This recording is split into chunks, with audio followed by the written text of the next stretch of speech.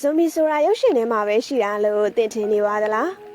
တကယ်တော့တဘာဝတောတောင်တွေထဲမှာကျမတို့မမြင်နိုင်တဲ့ရက်ဆက်လုံးနဲ့ဇွန်မီကဘာတစ်ခုရှိနေပါတယ်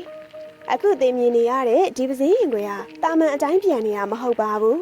သူ့ရဲ့ခန္ဓာကိုယ်ကိုမှုတစ်မျိုးကအရှင်လက်လက်ဝါမြူပြီးတော့ဇွန်မီတစ်ကောင်အဖြစ်ပြောင်းလဲပြစ်လိုက်တာပါဒီနေ့ဥဟန်တာတိမ်မန်ကနေတဘာဝတရားရဲ့အမောင်ချမ်းကထိတ်လန့်စရာဇွန်မီပစည်းရင်ခွေတွေအကြောင်းကိုတင်ဆက်ပေးသွားမှာပါ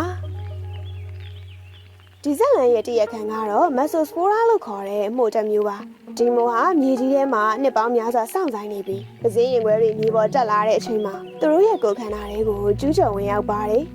ရက်ဆက်တာကဒီမိုဟာပစည်းရင်ခွဲရဲ့ဗိုက်ပိုင်းအစိတ်အပိုင်းတွေကိုအရှင်လက်လက်စားပစ်လိုက်တာပါ